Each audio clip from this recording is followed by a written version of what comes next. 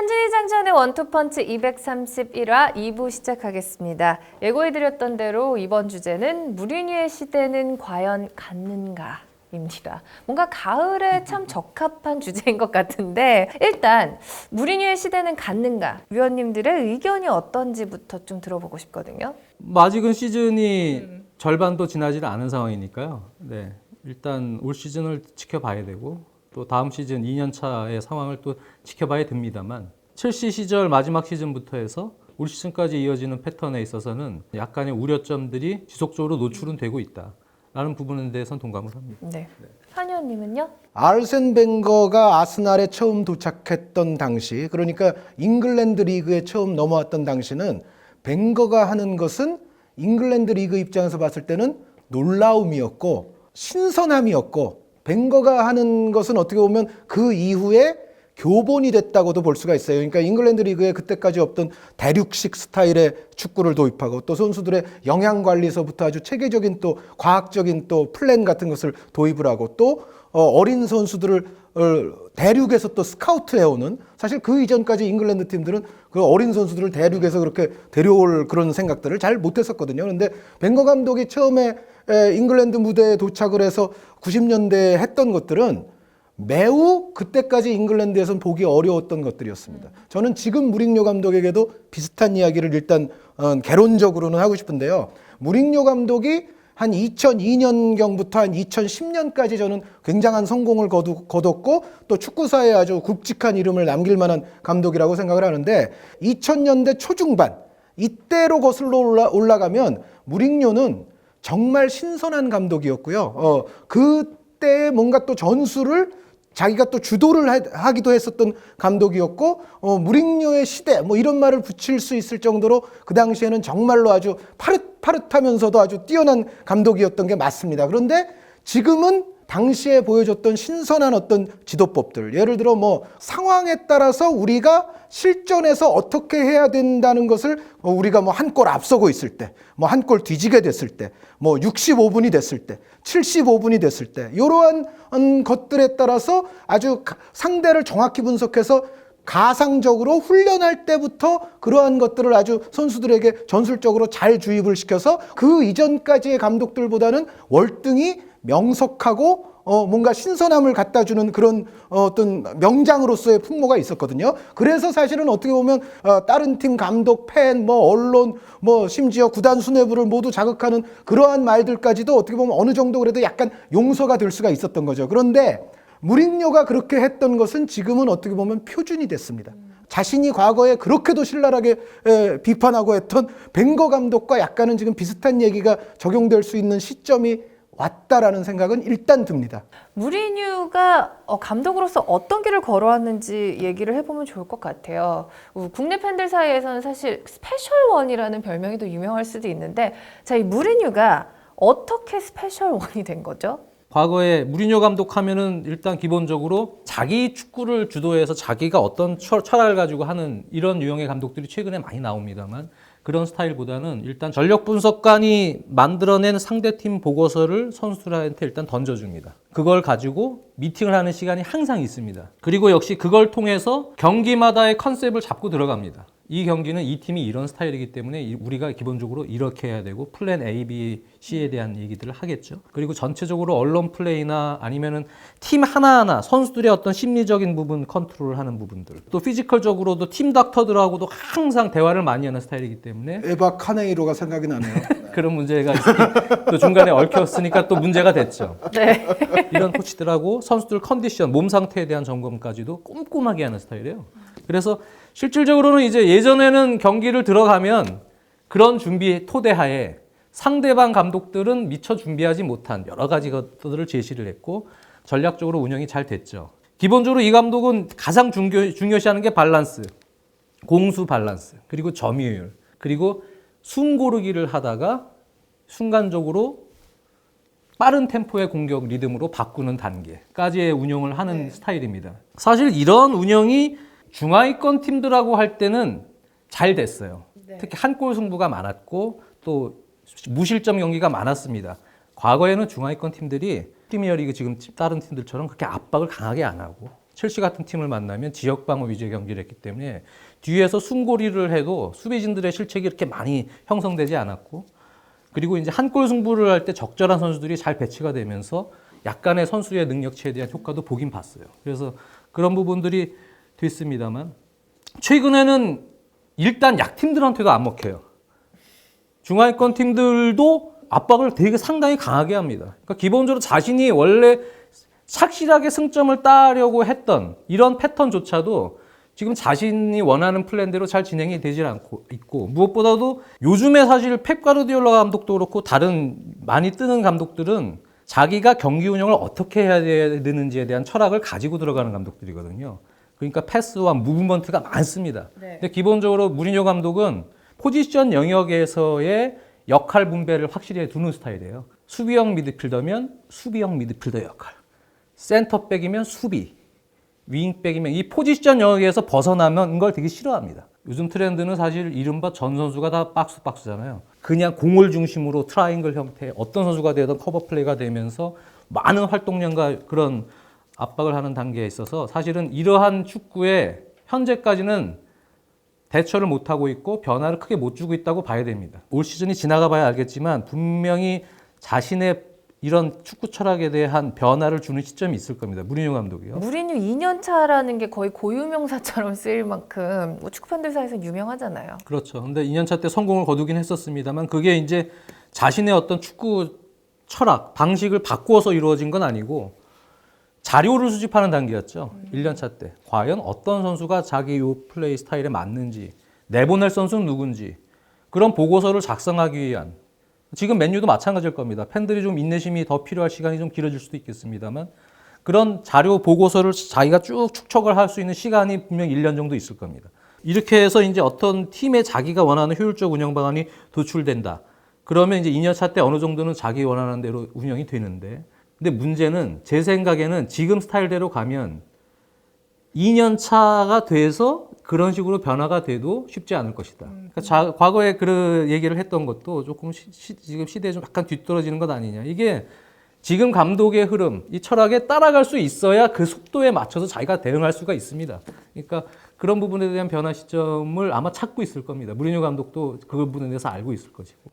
장 의원님의 말씀을 그대로 받아가지고 비슷한 얘기를 좀 더 하면은 그 해외 평론가, 예를 들어 뭐 조너던 윌슨 같이 우리나라에 많이 알려져 있는 그런 평론가들이 몇 년 전부터 즐겨 쓰는 이제 축구 유형의 분류법 중에 하나에 프로액티브 풋볼과 리액티브 풋볼이라는 게 있어요. 프로액티브라는 거는 자신이 뭔가 주도를 하는 그런 주도형 축구를 얘기하는 거고, 리액티브는 상대가 어떻게 나오느냐에 따라서 반응하는, 리액션이 이제 반응 아닙니까? 이 무리뉴 감독은 기본적으로 이 분류법에서는 장 의원님 말씀처럼 리액티브형의 기본적인 축구입니다. 그러니까 자기가 이제 주도를 한다기보다는 상대가 어떻게 나오느냐에 따라서 뭔가 적절히 반응을 하겠다, 이러한 축구인데, 첼시 초창기에 아까 제가 2000년대 초중반 말씀을 드렸습니다만 그 시절에는 저는 무리뉴 감독에게도 프로액티브한 성격이 있다고 생각을 해요.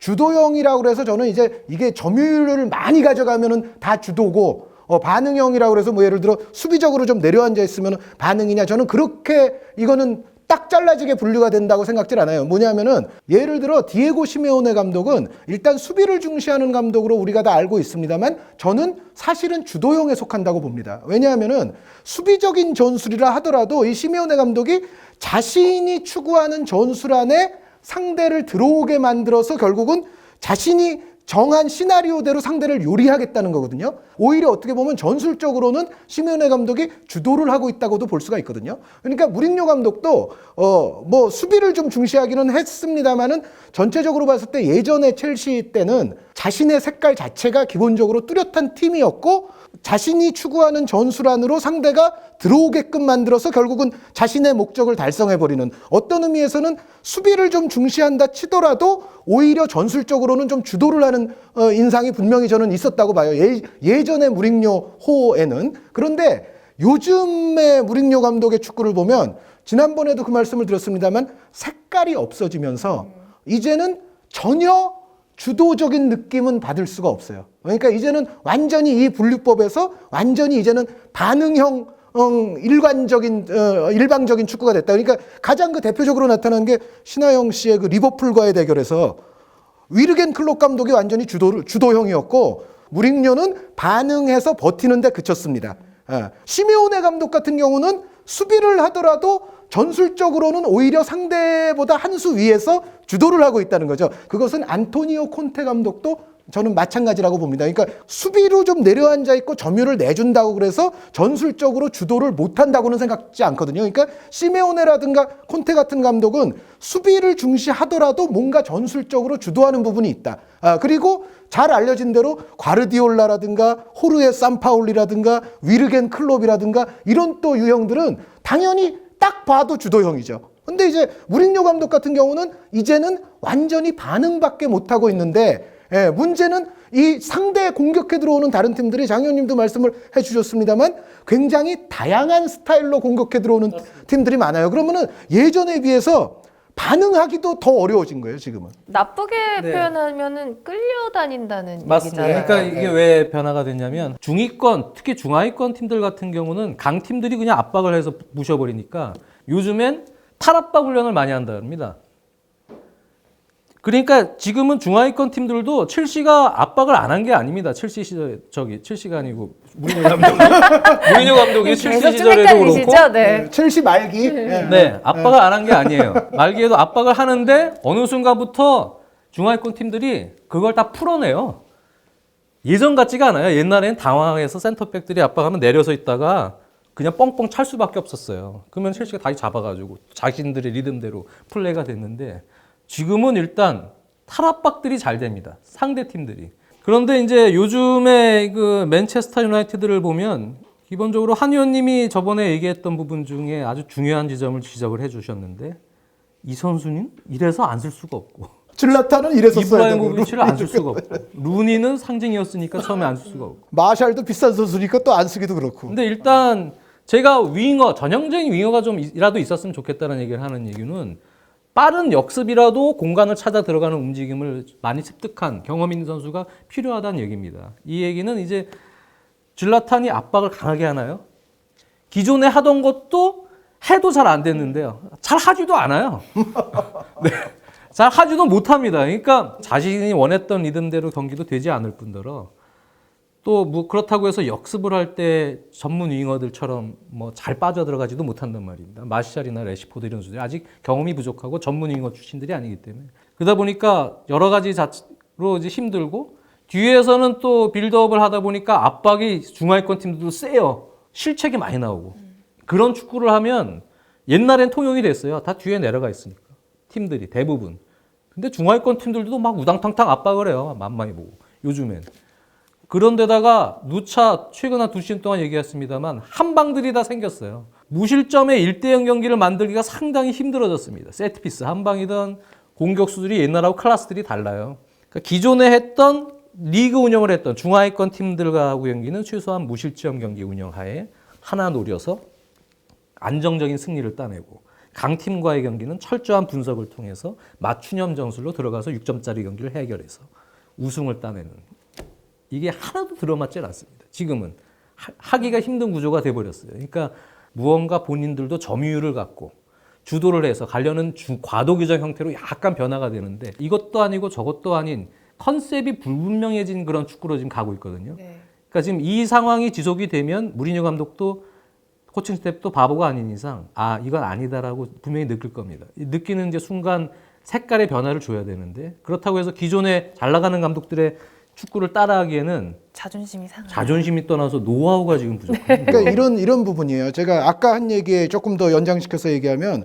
시메오네 감독 우리가 이제 많이 칭찬하는 이유가 뭐 정말 뭐 철의 포백에다가 뭐 수비만 튼튼해서 그것만은 아니거든요. 시메오네 감독은 탈압박을 아주 절묘하게 해서 풀어나오는 공격의 패턴들을 갖고 있습니다. 그리고 상황에 따라서는 아틀레티코가 점유율을 상대보다 더 50% 이상으로 가져가면서 몰아치는 경기들이 있어요. 콘테 감독도 마찬가지예요. 콘테 감독도 예를 들어 보누치 선수 같은 선수를 활용한 또 공격이 있는가 하면 지금의 아자르 같은 선수를 또 활용한 그 패턴의 공격이 있습니다. 콘테 감독도 수비만 굳히는 그런 스타일이 아니거든요. 공격의 확실한 루트와 패턴을 갖고 있다는 거죠. 산파올리 감독 포메이션을 뭐 제가 칠레 클럽 할 때는 7가지 썼다고 얘기했습니다. 안토니오 콘테 감독도 지금 첼시에서 현재 3-4-3으로 성공하고 있습니다만 여러분들 다 잘 아시다시피 이 3-4-3만 갖고 있는 감독이 아니죠. 콘테 감독이 첼시에 와서도 벌써 한번 포메이션 또 크게 수정을 했잖아요. 그리고 그 이전 옛날로 따지면 뭐 4-2-4 포메이션도 있고 콘테 감독도 여러 가지 포메이션을 쓸 줄 알아요. 얼마 전에 3백 얘기할 때 과르디올라 감독 당연히 또 역시 산파울리 감독 못지않게 또 포메이션의 팔색조입니다. 그러니까 이 감독들의 공통점들은 대부분 상황에 따라서 무리뉴가 옛날에 하던 것보다도 더 변화무쌍하게 융통성 있게 변할 줄 알아요.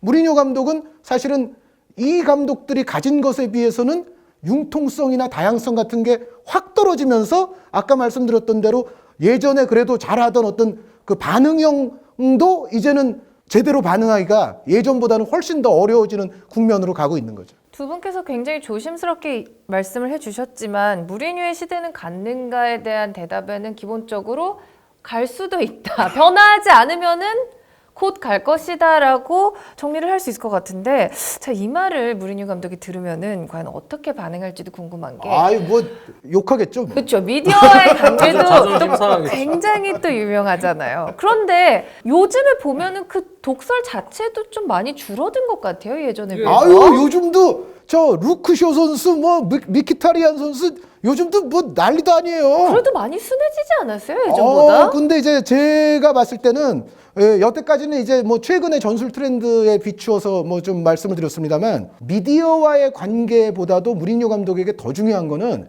자신의 선수들과의 관계예요. 이게 잘못되기 시작하면은 사실은 이게 사실 극도로 표출이 됐던 때가 레알 마드리드 막판입니다. 그러니까 이런 거예요. 쉽게 말씀드리자면 레알 마드리드 안에 선수들 간에도 뭐 예를 들어 더 친한 선수도 있고 사이 좀 덜 친한 관계도 있고 할 거 아니에요. 근데 예를 들어 A 선수와 B 선수가는 사이가 별로예요. 그런데 무리뉴 감독은 A 선수와도 사이가 나쁘고 B 선수와도 사이가 나빠요. 이거는 뭐 이렇게 되기 시작하면은 이제는 그 팀은 뭐 전술과 뭐 컨셉과 뭐 다양성, 융통성 뭐 이런 거를 따지기에 앞서서 일단 자신이 원하는 대로 팀을 조직화하고 조합하는 것에서부터 문제가 생기는데 그것이 무리뉴 감독이 노골적으로 사실은 표면으로 드러났던 게 레알 마드리드 이미 시절부터고 뭐 그 다음에 첼시 이야기는 뭐 장 의원님이 더 잘 아실 텐데 어찌됐건 지금 그러니까 사실 전술적으로도 무리뉴 감독이 뭔가 이제는 주도하지 못하는 지금 흐름이 와 있는데 여기서 선수들을 한데 정말 으쌰하는 기분으로 엮는 뭔가 그런 것도 없다면은 진짜 이거는 가겠네요. 이거는 문제가 심각해질 수 있어요. 미디어보다도 저는 선수들과의 문제는 무리뉴 감독이 이제는 정말 신경을 써야 된다라고 생각을 합니다. 이게 성적이 좋고 명장으로서 인정을 받는 분위기에선 이 선수 특히 이제 무리뉴 감독은 팀의 선수들의 어떤 팀 스피릿, 정신력을 또 강조를 하고 집중력을 강조를 하기 때문에 거기서 나오는 약간 그런 질타. 문제는 선수들이 나를 자극하는구나. 열심히 해야겠다. 이렇게 생각할 수 있지만 신뢰는 결국 성적과 직결돼 있어요. 성적이 나쁘면 선수들 신뢰가 뚝 떨어집니다. 뭐 우리 팀 성적도 못 내고 있잖아. 이런 전체적인 신뢰가 깨지는 상황에서는 종이 한 장 차이에요. 그럼 확 감독하고 사이가 안 도와질 수도 있는 또 성향을 지닌 컨트롤 방식입니다. 그래서 이제는 조금 변화를 줘야 될 시점인 것만은 분명히 보이지 않나 저는 그런 생각을 갖고 있습니다. 네. 그 무리뉴의 시대는 갔는가에 대한 질문은 사실 성적만이 좀 시원한 답이 될 것 같습니다. 과연 이번 시즌 얼마만큼의 성과를 내는가 아직 저희가 지켜봐야 될 경기가 많기 때문에 네, 여기까지 하도록 하겠습니다. 근데 저는 이게 이제 여태까지 장 의원님도 그렇고 저도 뭐 비판만 했기 때문에 칭찬도 저희가 같다라고 얘기하는 것처럼 오해는 하지 않으셨으면 좋겠어요. 그러니까 이거는 신하영 진행자 아까 표현대로 이대로 나가면 정말 갈 수도 있다는 거지 지금부터라도 워낙에 명석한 감독이에요. 그러니까 워낙에 명석한 감독이고 이 감독이 축구의 패러다임에 2000년대 이후에 미친 영향도 상당히 큽니다. 그래서 인정을 해야 되는 감독이기 때문에 사실은 지금부터라도 뭔가 이거 선수들이나 똑같아요. 자신의 단점을 최소화시키고 아까 말씀드린 특히 그 선수들과의 관계나 뭐 이런 것 다 그런 단점 줄이고 그리고 자신의 약점을 최대한 그래도 좀 보완하는 쪽으로 나가면 무리뉴 감독은 제가 봤을 때는 아직도 그렇게 뭐 같다라고 단정 짓기에는 아직은 그런 정도의 뭐 수준은 아니라고 저는 그건 생각을 합니다. 저것만은 분명한 것 같아요. 아직은 이제 자료를 수집하고 있는 단계고 자기가 본인도 어떤 식으로 좀 축구 방식을 바꿀지 아직은 기다려봐야 되는 시즌입니다만 도전을 해야 되는 시즌인 건 분명해요. 다 마찬가지입니다. 뭐 포체티노든 펩 과르디올라, 산파울리, 뭐 클롭 다 기본적인 토탈 사커의 기반 하에서 거기서 조금 더 속도와 또 효율성을 또 강조하고 체력적인 부분까지 고려한 부분도 여러 가지를 고려해서 진화된 것을 만들기 위해서 노력해서 그거를 해결점을 찾아서 들어가는 감독들입니다. 그 감독들의 공통점이요. 이 무리뉴 감독도 과거에 바르셀로나 시절부터 해서 토탈사커에 다 기반한 영향을 받았던 감독인데 이 감독들은 부분적으로 무리뉴처럼 대처하는 준비, 분석 이런 것을 잘해서 들어가는 감독도 있습니다만 그것을 한 단계 넘어서 더 진화하는 전술로 도전해서 그걸 만들어냈느냐의 싸움인데 그걸 만들지 못한 감독들은 지금 그걸 헤쳐나가지 못하고 있는 거예요. 정체되어 있는 거거든요. 무리뉴는 제가 볼 때 그 과도기에 있어요. 그 중간 단계에 있는 감독입니다. 올 시즌에 여러 자료를 수집을 해서 본인이 무엇을 찾게 되면 저는 무리뉴 감독이 물론 올라갈 기회는 아직은 있다. 이렇게 좀 생각을 하고 있어요. 동의합니다. 예. 네. 자, 이렇게 무리뉴의 시대는 갔는가에 대한 토론은 여기까지 하도록 하겠습니다. 자, 저희가 2부 여기서 마치도록 하고요. 3부는 한국 축구에서 정말 중요한 경기가 될 우즈베키스탄전 프리뷰 진행하도록 하겠습니다.